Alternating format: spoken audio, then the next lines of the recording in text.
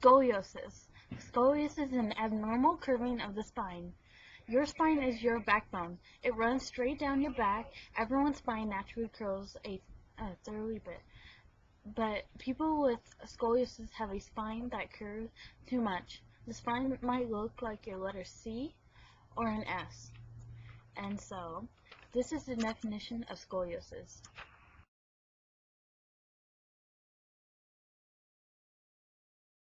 Hi, I'm Bonnie Pearce, and I'm doing a science project for scoliosis, the disease, for Lemon Grove Academy Science and Humanities.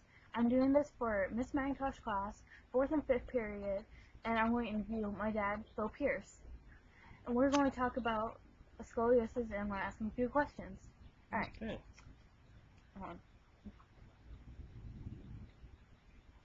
First question.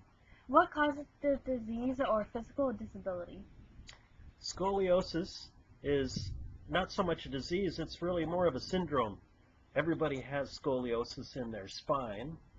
Everybody's spine has a curve, but some spines are curved more than others or curved in different ways. So those curvatures that occur are generally attributed to whatever you inherited from your parents and grandparents. So it's genetic.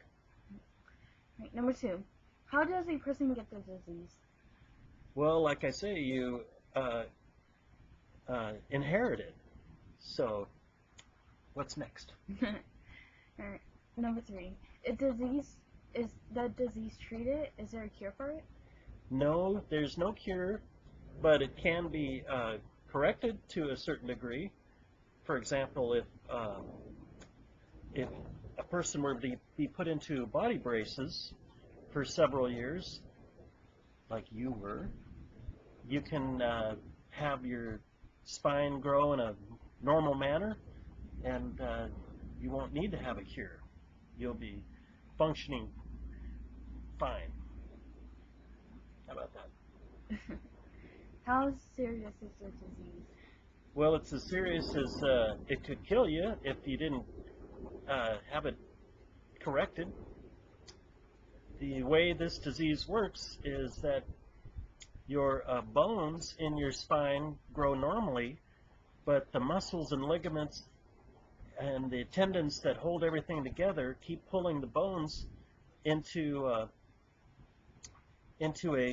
curved position so that the discs in between the vertebrae bones can't grow in a flat manner. So as the disease progresses, the discs grow in a triangular manner, and then that permanently keeps you in a skewed way of standing. And number 5. Is the research being done to find a cure or treatment for the disease? Yeah, there's lots of research being done because there's lots of money to be made doing research.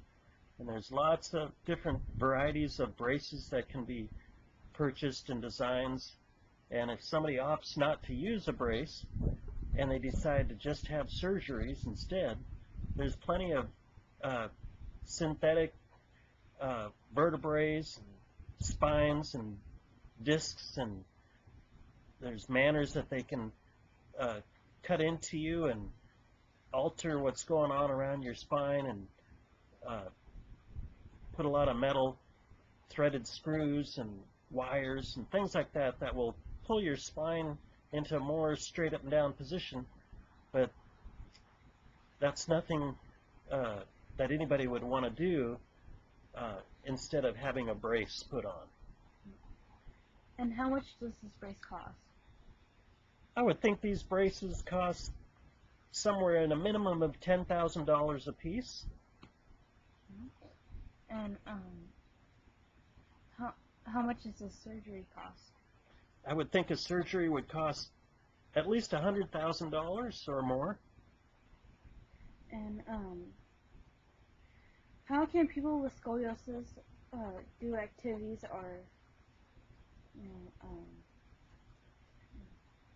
or what activities can they do? Well, you can do everything that anybody could do if you're functioning with your scoliosis.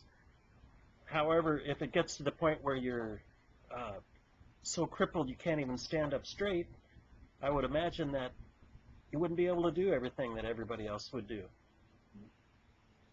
How many people get the disease? I understand usually it's girls that get it in puberty. However, in your case, you got it when you were a baby. So you had what's called infantile scoliosis instead of juvenile scoliosis. And are there drugs or medicines to cope with the disease? Nope, there isn't. There's nothing. It just is what it is. Well, those are the 10 questions that I'm asking my dad. And do you have an example of this brace? We do. We have 2 examples. This is your first brace that you got soon after your grandmother discovered that you had a high spot in your back where she would rub you and sing to you every night. She would rub your back and sing you songs, and she's the one that noticed that something was wrong and told the doctors. And so soon thereafter, we had you x-rayed and discovered that you were about 22 degrees off, and I was given this brace to put you into every night, and I would wrap that around your little body, put it together, put these the way they're supposed to be, and then squeeze yourself. What that would do is it would push your body from this side over to that side, and it would anchor on these ridges right here in your waist, so it never changed. And you didn't like it, but I did it anyway. Later on, as you grew, you would get another one. For example, this one's a little bit bigger in a different style. The hole's bigger in the side to push your body through. And after this, you probably got a couple, 2 or 3 more.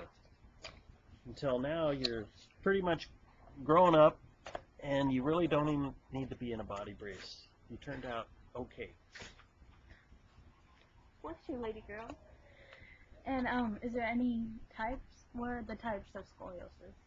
Well, some books will break it down into 4 different types. Lumbar scoliosis, thorax scoliosis, thorac-lumbar scoliosis, and a dorsal major. And you had a combination of those. You had a compound curvature, one up high in your neck, and then one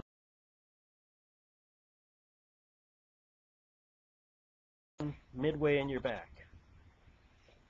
So I'm not exactly sure which one applies to you. Oh, and I forgot to ask, what ages do you really get this in girls? Well, it usually begins in girls in puberty. They call it juvenile scoliosis.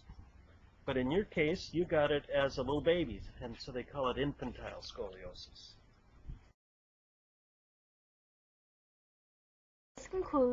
This concludes the video for Miss MacIntosh for Lemon Grove Academy for Science and Humanities. And the people who I got the information from was the National Library of Medicine, Google, and page 348 of Women's Health, 5th edition by Christine Amner. So thank you, and this has been my presentation for the disease of scoliosis. Thank you.